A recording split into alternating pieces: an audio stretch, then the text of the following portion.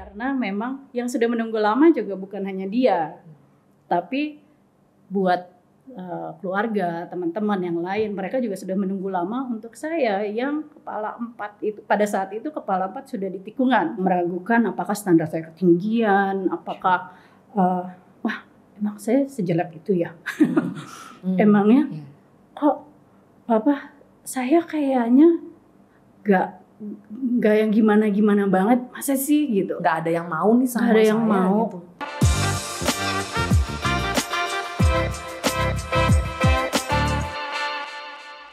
Hai semuanya, welcome to Ngobrol Yuk. Hari ini kita kedatangan tamu yang selalu spesial tiap kedatangannya, yaitu Pastor Kenny and Arya Tago. Mereka teaching pastornya dari JBCC.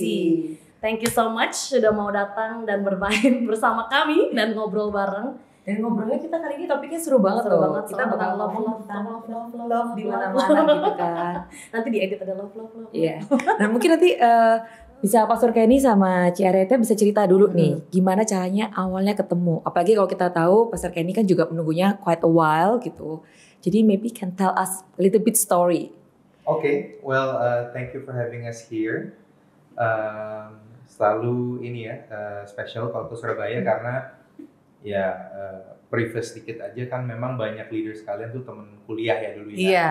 So it feels like coming home to ya kayak ketemu sepupu gitu. Sepupu jauh. Tapi kali ini bawa istri. Iya. Love di mana-mana.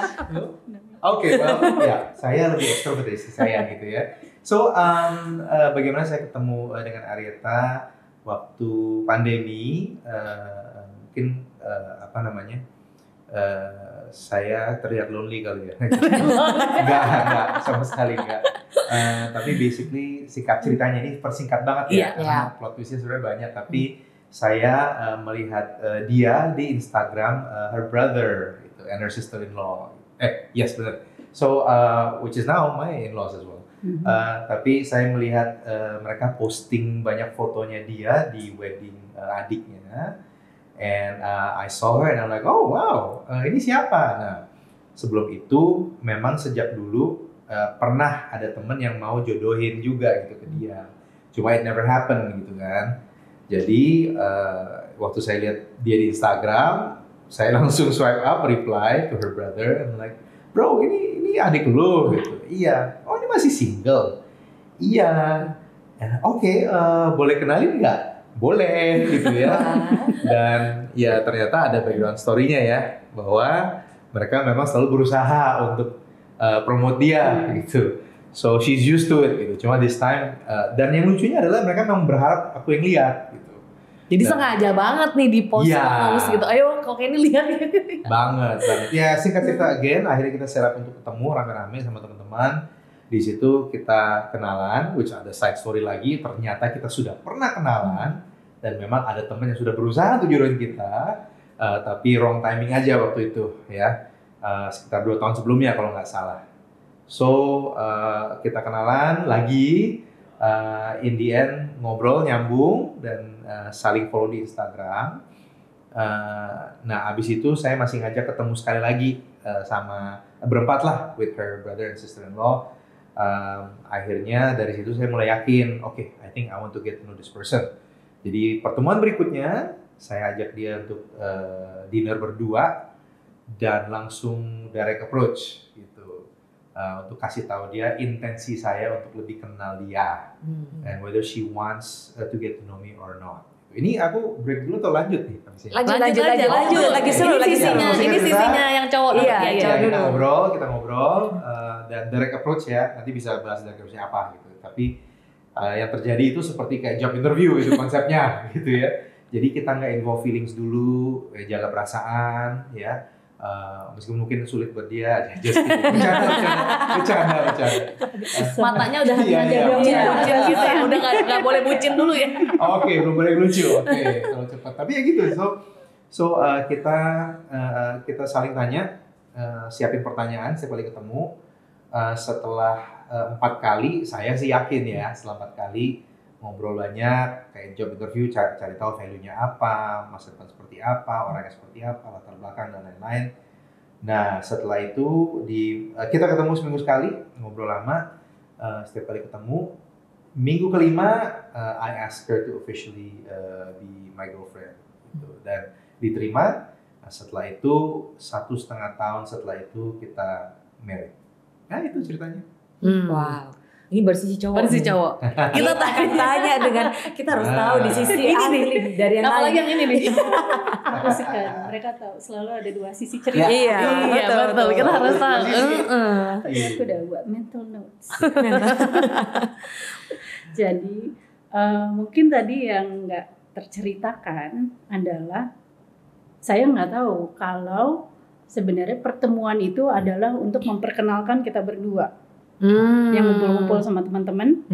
Nah di situ saya nggak tahu kalau sebenarnya itu dia yang meminta. Jadi di saat kita yang pertemuan yang sama teman-teman itu, saya pikirnya cuma ngumpul-ngumpul aja, tapi ternyata semua yang lain tahu bahwa Ini temennya boleh nih diadop teman-temannya nih tolong. Boleh nih. Iya. Teman-teman seperti itu memang diperlukan. Iya, bener loh. Nah, setelah itu lucunya adalah sebelum yang kita berdua, kita ketemu berdua aja, itu sebenarnya saya udah bilang karena ipar saya nanya, gimana menurut kamu Kenny? I don't know ya. I'm interested to get to know him more. I don't know if I like him or not. Gitu. Tapi ada interest. Ya. Jadi saat dia ketemuan berdua, dia ngajakin ketemuan berdua dan dia bilang hal yang sama, buat saya cocok nih. Nggak yang langsung dia bilang, wah aku suka sama kamu, aku mau nih kepikiran untuk pacaran atau apa gitu. Tapi cukup ini ya, kita yang realistis aja lah ya gitu. Realistis tapi nggak yang juga menutupi perasaan bahwa bisa nih kayaknya suka gitu, tapi kita lihat dulu. Nah kemudian yang apa ya, tadi kamu juga ceritanya bagaimana nih approach. Kalau kamu kan bilangnya dari itu approach kayak wawancara. Kalau saya bilangnya kayak due diligence. diligence ya beda karena konsultan dia. Konsultan. I see. Ya, termnya beda. Yes. Tapi bener dong. Ya. Kan ya tujuannya sama ya, supaya kita saling mengenal. Dan sebenarnya kenapa kakak saya itu memang suka nih istilahnya, tadi kamu bahasanya lebih bagus deh. Promosi. Iya. Dia jualan, dia promosi. Nah, untuk promosi karena memang yang sudah menunggu lama juga bukan hanya dia, tapi buat keluarga, teman-teman yang lain, mereka juga sudah menunggu lama untuk saya yang kepala 4 itu. Pada saat itu kepala 4 sudah di tikungan gitu. Jadi mereka juga udah mulai khawatir. Mereka yang juga ya dengan ini ya, rasa perhatian, rasa sayangnya mereka juga berusaha untuk mencarikan saya seseorang. Jadi makanya itu saat mereka mempromosikan, saya selalu biarkan saja. Saya terima bentuk kasih sayangnya mereka kepada saya. Tapi maksudnya terbuka aja lah buat cari teman, buat we never know. Dan bukan kalaupun sayanya pada saat itu tidak mencari, tapi ya itu ya, kalau buat saya nambah satu teman lagi, it's great. Dan turns out menjadi lebih dari teman. Jadi nanti kan tahu ya, dikasih love lagi ya. Kalau boleh tahu itu Pastor Kenny sama Jareta meritnya tuh umur berapa sih? Pas menikah? I was 44 waktu married. Aku berarti 3. Kamu berarti 39. Iya. Ya. Berarti itu tahun 2022 ya? Yes. 2022 ya? 2 years ago. 2 years ago. Aku 44, dia 39. Kita beda 5 tahun. Oh iya bedanya 5 tahun. Ya, nah ini kita boleh flashback a little bit nggak? Nah, kayak tadi kan Ciareta bilang nih kayak menunggunya kayak quite a while gitu. Nah sebagai cewek biasanya kan kita mungkin lebih under pressure gitu. Kayak how do you feel gitu? Kayak saya kayak di tikungan waktu itu kan belum tahu nih bakal jadi kan gitu. I'm grateful pada saat umur berapa ya? Saya lupa, mungkin 35 atau 38. Di situ saya udah mulai merasa content. Udah mengerti penuh content itu seperti apa. Jadi mungkin istilahnya udah nggak haus gitu. Udah nggak perlu lah. Don't you? Udah nggak mikirin gitu.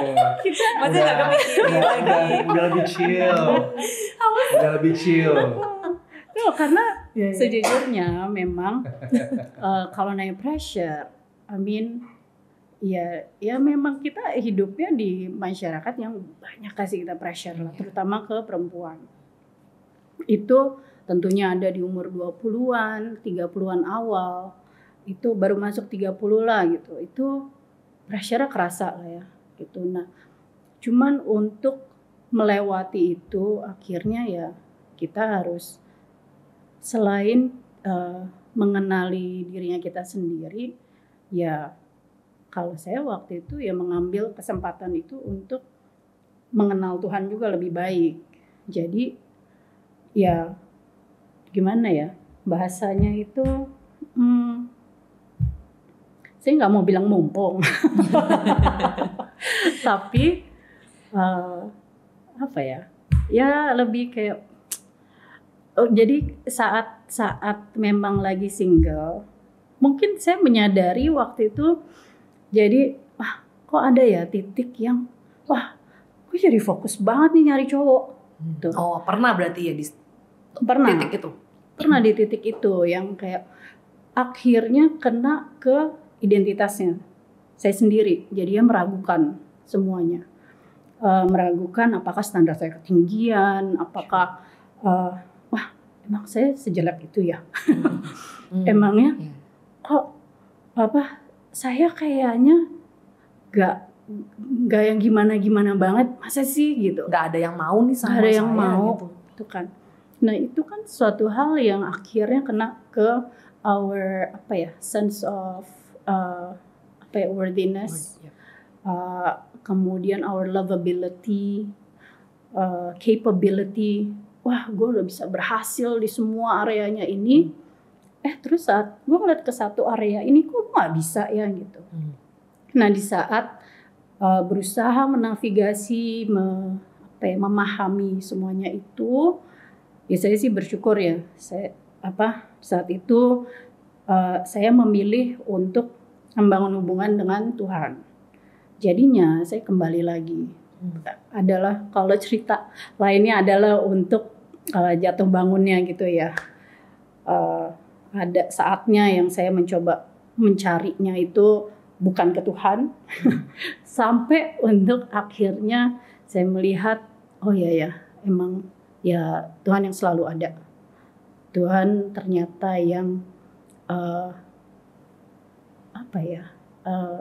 yang mungkin kedengarannya klise ya. Tuhan itu yang setia, Tuhan itu yang akhirnya memang selalu mengejar kita.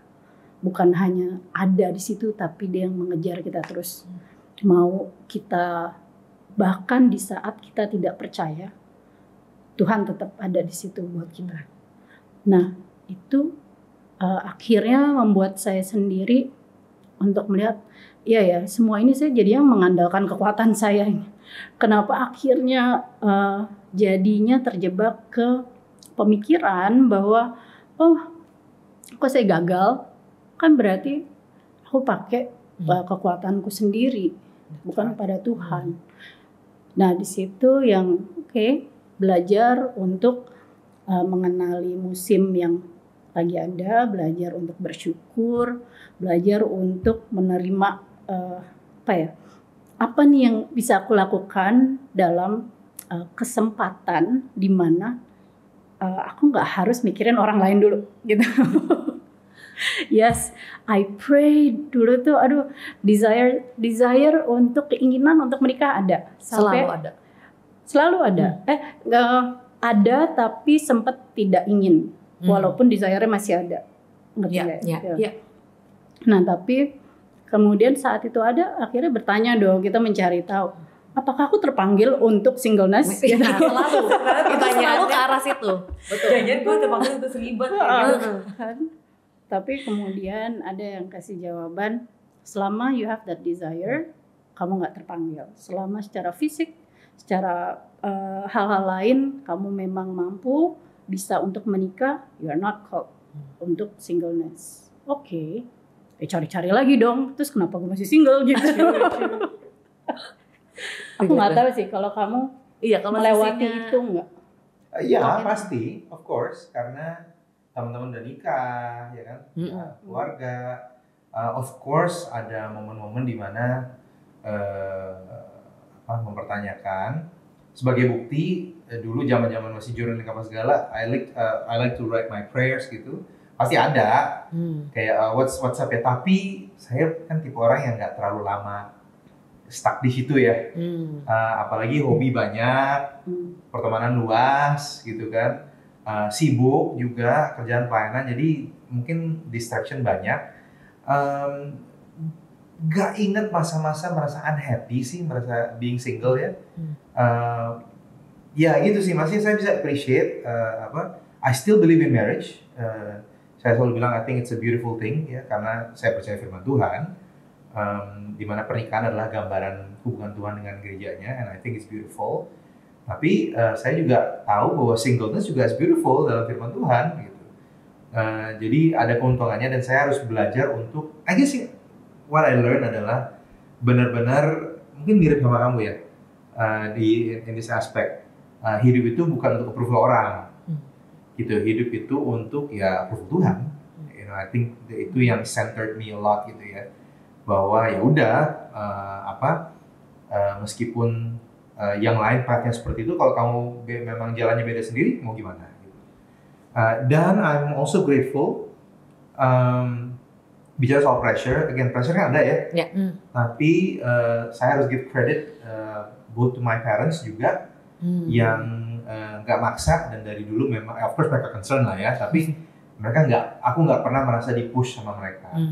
Mereka melihatnya yang penting anak kayak ini, my words. Yang penting anak gue berguna, jadi berkat buat orang gitu kan, nggak bikin masalah, dan mereka bisa bangga gitu. So that's one. Yang kedua juga di gereja, which is sebenarnya harder, tapi have to give credit to Pastor Jeffrey yang selalu assure me bahwa hey, single is okay loh, gitu. Nggak married tuh nggak apa-apa loh. Dan setiap berapa tahun dia pasti kasih seminar for all the single people, and you'll hear it tomorrow I think. Saya kalau ada yang ikut ya sesi, bahwa ya itu bukan tujuan hidup, married itu bukan tujuan hidup, dan Tuhan pakai orang single gitu. Jadi karena saya ada di lingkungan seperti itu, I feel safe. Saya nggak merasa harus banget maksa untuk married gitu. But interestingly, sebelum pandemi, saya memang sangat terbuka. Saya kayak sampai ngomong sama teman-teman, di usia gini, gue nggak bisa ya nemu circle baru gitu. Jadi the only way saya bisa find someone adalah kalau kalian kenalin. So I went on few dates, gitu, get to know people berkali-kali gitu kan. Dan minta tolong juga ya, minta tolong. And again mungkin karena usia ya, jadi ketemu juga ya mungkin yang nggak terlalu jauh kayak 5 years, 2 tahun. Jadi setiap kali ketemu pasti jelas gitu ini mau ngapain gitu kan. Again bukan gaya SMA lah. Ya itu sih, that's my side ya. Berarti kayak selama, misalnya dari sisi Kokeni gitu kan mencari dan open juga ya for itu. Terus misalnya nih pas kapan hari misalnya go on few dates gitu, kayak intentionalnya langsung gimana nih? Maksudnya what kind of question or what kind of... Okay, so of course I learn from mistakes ya. Jadi banyak story-story yang dibagikan. Saya sih banyak, and I don't mind sharing my mistakes. That's the problem with me kadang gitu. Kadang too much, yang overshare gitu. Tapi I mean, I've gone dating in my 20s, PDKT, deketin apa segala. Itu tuh selalu banyak PDKT-an tuh? Iya dong. And I made mistakes gitu, which buat gue juga kayak gini aja salah, males ya gitu kan. So I've learned bahwa I think sebagai adults ya, as a guy, or bahkan perempuan juga, it's okay untuk datang ke seseorang dan bilang, I'm interested untuk kenal sama kamu. I think itu perlu intentional ya. Not just in my age, in any age sebenarnya. Menurut saya itu gentleman gitu. And by the way, saya belajar ini ya from a friend yang doing this in their 20s sebenarnya. Wow. Ya, jadi dia menikah dengan istrinya, ya this is the way they did it. Gitu. So I learned from the younger guys gitu kan. Intentional aja, just jelas aja karena ya selalu kan perempuan cari cowok jelas ya. Gitu. I can always quote that pada akhir gitu. So ya beda dari I'm interested, saya tertarik untuk kenal kamu tuh beda dari langsung saya suka kamu gitu. Itu beda ya guys, ternyata itu beda gitu.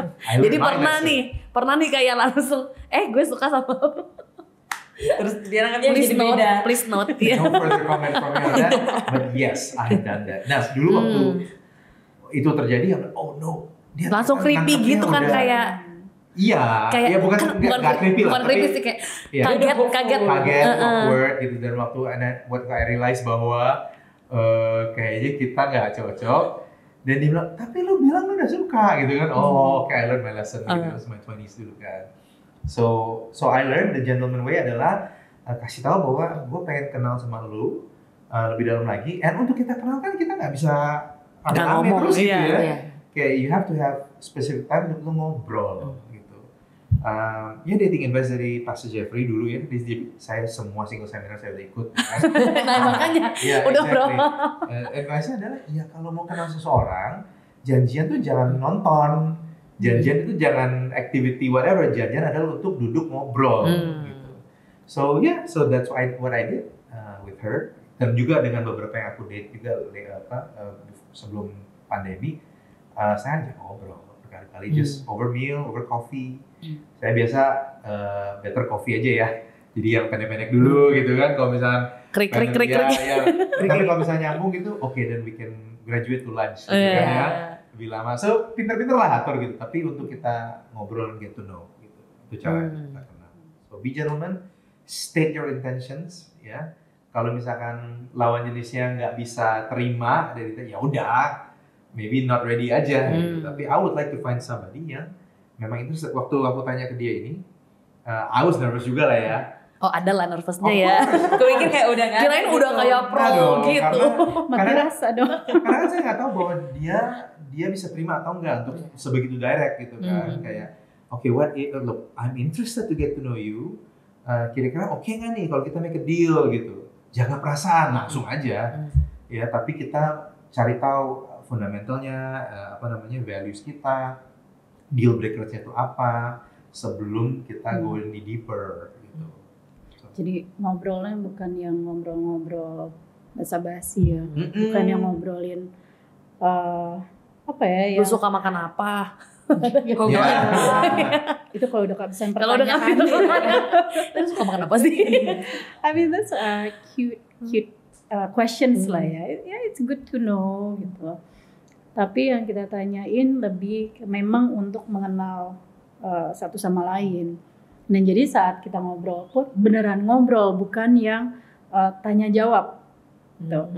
Jadi saat misalnya saya bertanya ke dia pertanyaan apa, dia jawab, saya pun juga mencoba untuk menjawab pertanyaan itu, coba untuk komentar dan tanya lebih lanjut lagi gitu. Tapi ya memang kita sudah janjian di awal, ya nggak boleh baper. Pertanyaan susah loh. Jadi pertanyaannya free, it's open, whatever you want to ask tentang saya akan jawab jujur. Iya. So that's the part yang memang kita harus belajar untuk jujur, vulnerable.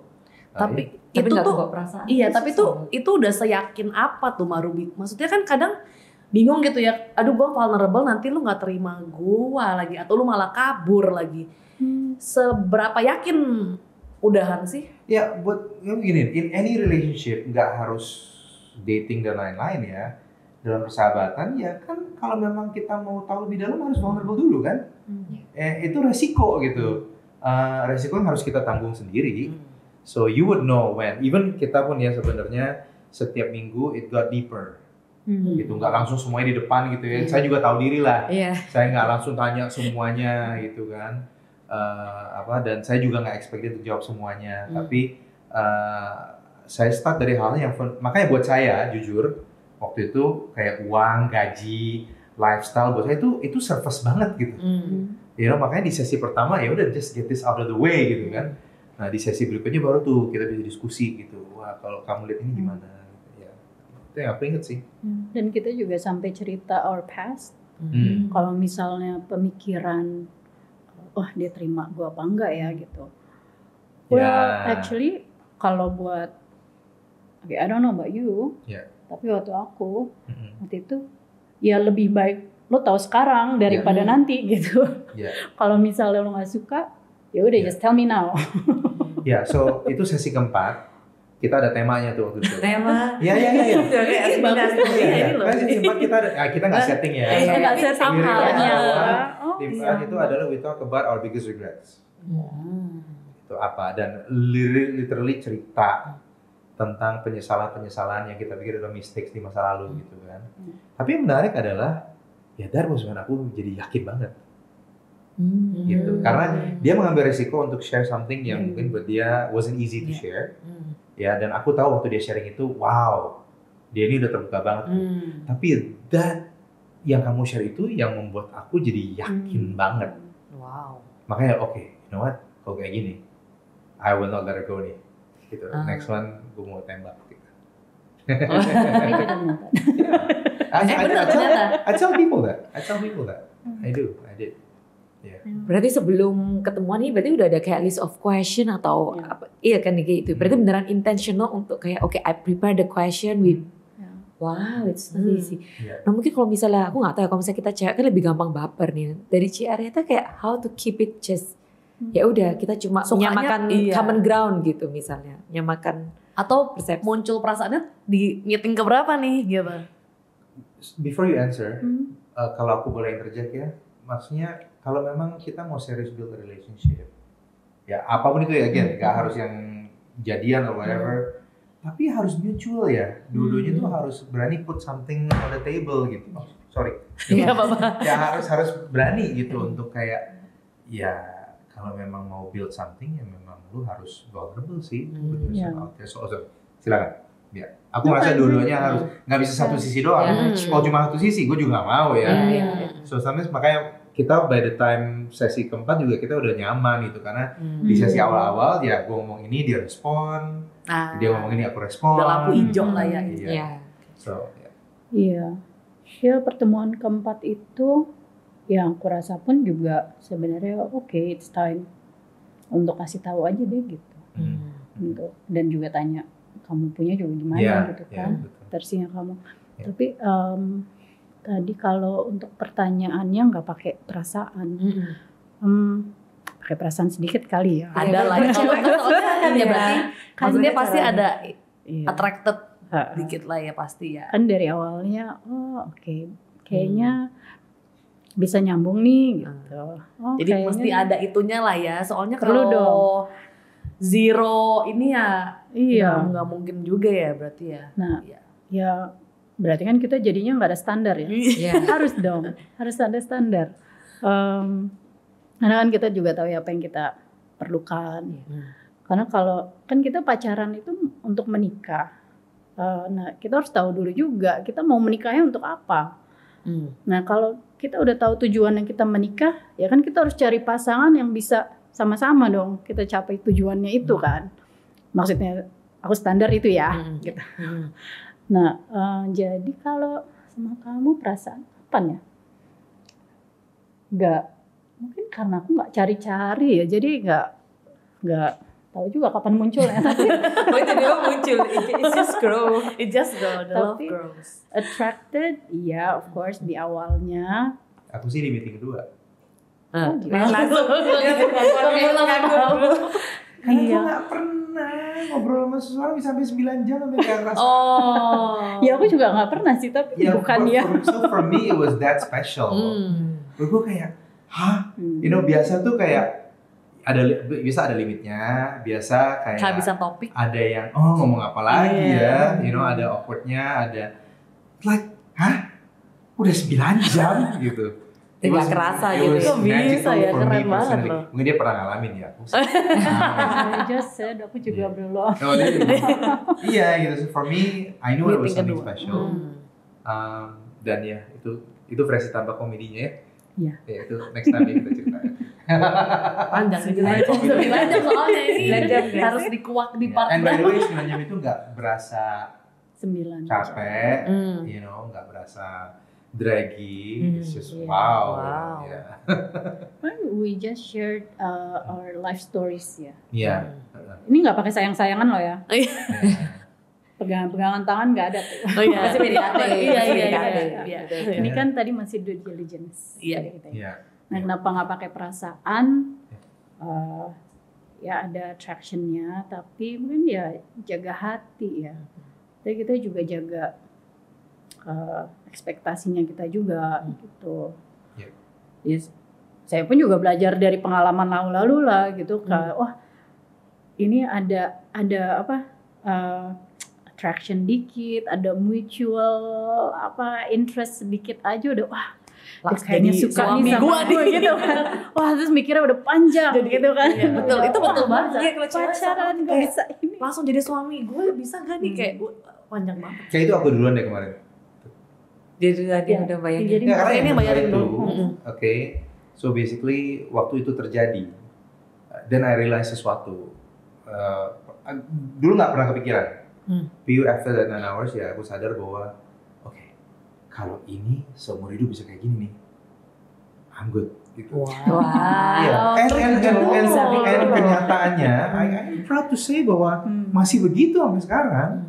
Kalau kita ngobrol, ada aja gitu. Gue dulu ya, and this is weird guys, ini aneh banget for an older guy gitu ya. Tapi one of my big fears ya adalah bosen. Maksudnya kamu pokoknya ini bosen sama ngobrol lawan. Iya, dan buat gue tuh excitement bosen karena gue bawel extrovert ya. Ya mau cari temen ngobrol kan. Gitu. And then like, there's somebody yang actually bisa ngobrol, nyambung banget ya. Terus 9 jam juga nggak bosan lagi ngeliatin gitu kan. That's for guys, sorry. Iya. Malah tiap kali respon, and belum end, of course ya. Maaf ya klise banget ya guys. She laughs at my joke. Itu penting. Dia ketawain my jokes, and I find her funny too. Gitu kan. Jadi, and sampai sekarang we're still laughing, kita masih. Yeah. And Jadi satu laughs- frekuensi gitu. My laughs were genuine loh. Enggak. Aku juga buat benar. So I know waktu second meeting itu, ya again jaga. So nggak hanya cewek yang harus jaga perasaan. Yeah. I mean I'm like okay. Ini baru kedua kali. Oh makanya. Iya. Dia beriman. Bisa nggak ya belum tentu ya. Ternyata ya konsisten. Nah that's why mungkin itu juga karena itu kita comfortable untuk go deeper. Gitu. Wow. Oh itu seru banget sih. Tapi ini kayak aku jadi penasaran. So what is the toughest time waktu selama kalian waiting? Waiting ya, Yeah. individually ya. Yeah, individually. Go first. When is like your toughest time? Aku masih berpikir kamu Easy. Every time somebody gets married. Sorry ya, waktu masih single, I hate weddings. Di certain age. Iya. Oh di certain age ya. Over 45 lah ya. Yeah. Kayak gue jadi ada aturan. Kalau weddingnya lebih dari 300 orang, gue nggak datang. Karena single guy, awkward. Aduh, nggak ada siapa-siapa. Dikenali. Gitu kan. Or biasa kalau memang kenal baik atau whatever, ya gue ke pemberkatan aja karena biasa lebih sepi kan. Pemberkatan gone gitu. So tough every wedding, every time a good friend punya anak gitu kan kayak, wow, time is ticking by ya. Gitu. Tapi again, gue tipe orang yang kayak, yaudah sedih sebentar, and then next morning I'm fine. But those are always toughest. Kapan lagi ya? Ya gitulah ya, mungkin saudara, teman-teman. Actually, ya ada titik di mana kalau ditanyain udah immune sih. Udah gak terlalu pusing gitu ya. Kapan nih gitu. Itu sih udah terserah lu deh gitu. I'm having fun, haha gitu. Dan gue would, menyibukkan diri, do things gitu untuk kayak, ya at least gue being productive ya gitu. So that would be tough. Hal seperti itu comparison lah ya. Itu pasti susah. Tapi again dulu gue punya mekanisme yang mudah untuk deal dengan itu aja kali ya. Plus again gue di lingkungan yang aman ya. Karena my parents aja nggak nuntut, my leaders aja nggak nuntut gitu. So ya udah gue chill aja. Gitu. I love weddings. Bukan for the weddingnya ya, tapi lebih ke itu kesempatan buat ngumpul sama teman-teman gitu. Tapi kalau buat aku yang terberat mungkin saat aku pengen share a moment in my life, an experience yang aku lagi alamin, mau itu excitement, mau itu achievement, ataupun itu aku lagi terpuruk, yang aku nggak ada yang bisa aku ceritain ya, aku berbagi ya, itu yang memang seseorang yang memang ya yang dekat gitu, bukan ya teman banyak gitu, cerita sama teman, sharing sama teman, sama keluarga juga gitu, tapi that one special person gitu, yang terus ngelihat orang lain ada gitu, itu sih yang momen terberatnya. Funny thing though, ini bicara soal waiting ya, ini personal aja for me. Mau gimana pun aku masih hopeful. Jadi aku puas as a single, tapi I'm like kayak ada keyakinan lah bahwa enggak kok, gue masih ketemu someone gitu. So I had that. Iya. Gitu. Jadi it was never hopeless buat saya gitu. You know, dan buat saya, I think waktu itu cara berpikirnya yang harus di fight adalah harus nikah di usia segini. Gitu. Nah, maybe thankfully di gereja di JPCC juga kenal couple-couple yang, ada couple yang marriage-nya in their 50s gitu, yang 60 juga ada gitu kan. So makanya I think tadi kalau go back to yang awal ya, adalah untuk mengerti tujuan nikah itu apa.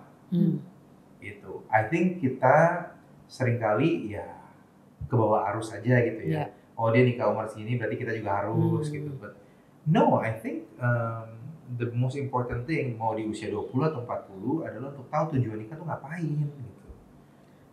Terutama di umur 20-30 kita suka kebawa the idea of marriage. The idea of marriage itu kan beda ya sama the actual marriage. Iya. Betul. Iya. Aku sedih banget kemarin kamu sempat forward ada satu posting di Instagram yang kayak polling apa sih penyesalan kamu terbesar dalam hidup ini kemarin. Iya, vokatif kalau nggak salah ya. Boleh sebut merek. Ya nggak apa-apa. Ada posting Instagram. Terus pas pertanyaan dilemparin di TikTok by the way ditanya, yang ngejawab semua cewek. Married my. Dan semua bilang penyesalan terbesar adalah menikah. Oh no. Panjang. Nah, pas gue baca komen-komennya, puji Tuhannya semua pada iya kayak gini, makanya jangan dari TikTok ya gitu, karena nasihatnya semua nggak benar gitu di situ. Nyebut merek lagi. Anyway. Iya, nggak apa-apa. tapi the thing is tapi one of the comments dari ratusan yang tulisnya aku notice gitu, makanya harus tahu dulu tujuan nikah apa gitu. Kalau nikah nggak ngerti tujuan ya pasti banyak penyesalan gitu. You don't do it well gitu kan. So the big question adalah why get married? I think waktu aku mungkin agak telat ya, but when I was able to answer that question, disitulah titik dimana gue lebih open up banget untuk kayak kenalin dong gitu. Why? Because I can't say for the first time, cuma there's such a clarity untuk gue kayak gue mau married nih. I understand why. I wanna get married. Nah dengan itu baru gue bisa siapa ya, who's the right candidate ya, siapa ya. Emangnya kenapa kok? Kenapa? Apa itu? Kenapa mau menikah? So for me, this is the way God wired me ya. So buat gue gini, orang menikah umumnya nih karena lonely mungkin, karena mereka pengen someone to share with, and it's okay, tentu it's okay, definitely okay. Tapi buat saya itu nggak cukup, karena buat saya ada solusi lain buat loneliness, gitu. Saya ngerasa saya selama single saya tuh nggak lonely, I'm not a lonely person, gitu. Jadi ada orang yang nikah ya karena pressure, karena ya kalau nggak gue dianggap aneh gitu. Dan ini klise kali ya, tapi it was very late di mana gue benar-benar sadar banget bagaimana sebuah pernikahan itu tuh memuliakan Tuhan. That was huge for me. Di mana waktu gue I don't know, it's just one time it just clicked di gue bahwa oh iya ya, this is how Tuhan itu nunjukin dia sayang sama gerejanya. This is how Tuhan nunjukin dia sayang sama kita. Dan I'm not saying it's better karena banyak tokoh Alkitab nggak married gitu kan. Tapi dikasih tahu bahwa kalau dalam pernikahan that's what it looks like gitu. Nah, gue kan I'm a pastor ya, I'm a leader in the church, and again ini bukan soal posisi, but I know my calling. Dan ada satu titik di mana gue sadar, you know, apa namanya, I believe through marriage, aku lebih bisa kayak sync dan mengerti Tuhan tuh mau ngapain with us gitu. Again, bukan berarti gue menggunakan marriage ya. I'm just saying bahwa gini, I want to experience that. Gitu. Gue kasih contoh boleh nggak ya? Boleh ya. Kita nggak tahu sih contohnya. Dulu waktu masih single banget gitu ya. Gue ngeliat orang yang married, ih kok mau ya repot? I didn't get it. Kenapa sih ribet banget? Kalau dengar teman-teman yang udah married curhat dan cerita, oh my god, I'm so glad my life is not that complicated. You know? Iya kan? Iya. Dari sisi objektif, a single guy yang konten lihat kayak gituan, gila ya. So jujur, terlepas dari all the pressure, at times ada suara juga yang kayak, untung gue gak married. Iya, untung gue gak married. You know, gue bisa hobi kesini, gue bisa travel, gak pusing, all the money is mine gitu kan. Semua duitnya punya gue juga, waktu juga semua punya gue gitu kan. But kenapa orang mau? Iya. And then one day it clicked on me in my head. Ini sebenarnya pertanyaan yang sama. Kok Tuhan mau repot? Wow. Buat kita. That's gitu. And I felt in my call as a minister of God's word gitu ya, bahwa I gotta understand this. Gitu. And when I saw that, waktu baca Efesus 5 apa segala gitu ya, jadi ngerti. And then I'm like, okay, you know what? I do want to get married because this is beautiful. Wow. Then I see all the suffering. Yeah. Suffering. jadi worth it. It's beautiful. Yeah. Gitu. Then I realized, okay, I think I'm ready for this.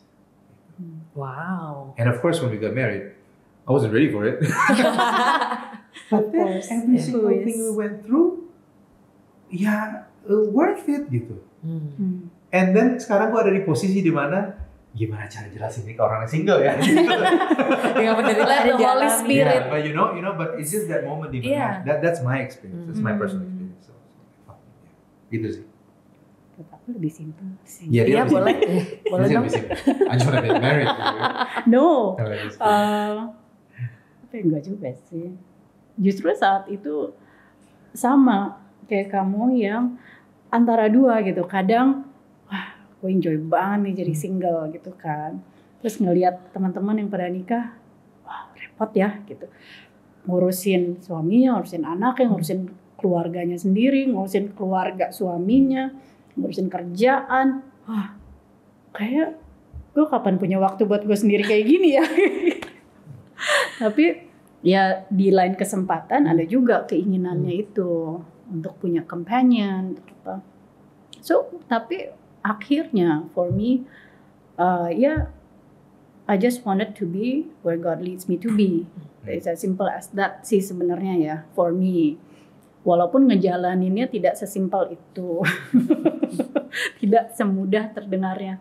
Tapi iya karena akhirnya aku sadarin wah aku bisa sih minta sama Tuhan ini itu. Kalaupun aku usahain sendiri ya mungkin bisa gitu kan dapetin ini itu yang aku inginkan gitu. Tapi apakah itu rencana Tuhan yang terbaik gitu. Karena I've learned in my life, saya udah belajar sendiri melalui pengalaman-pengalaman hidup.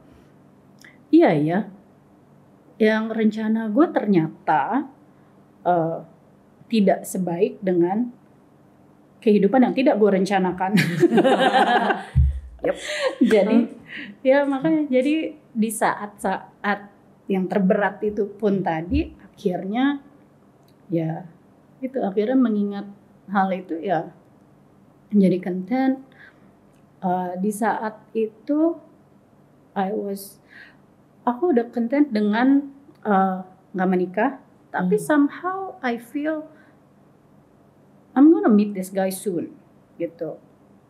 Walaupun itu pandemi ya, jadi aku berdoanya, Ya bener aja Tuhan gitu. Mau ketemunya gimana? Nggak bisa ketemu orang baru juga di pandemi gitu. Tapi ya udah.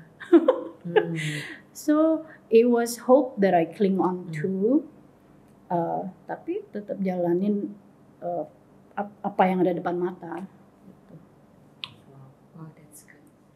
Nah ini sebelum menutup sesi kita hari ini, mungkin bisa kasih encouragement ke teman-teman kita yang single, yang udah nunggu quite a while juga gitu, supaya tetap bisa menunggu, bisa tetap hopeful. Karena I know many people, not many lah, few people yang udah apalagi reaching 40s, biasanya mereka udah lebih yang kayak, kalau tadi Pastor Kenny kan lebih berani untuk tetap pursue dan hopeful kan. Kalau dia udah enggak, ya udahlah, udah ketemu ya udah, enggak ketemu ya udah. Tapi literally karena hopeless, bukan karena percaya sama Tuhan.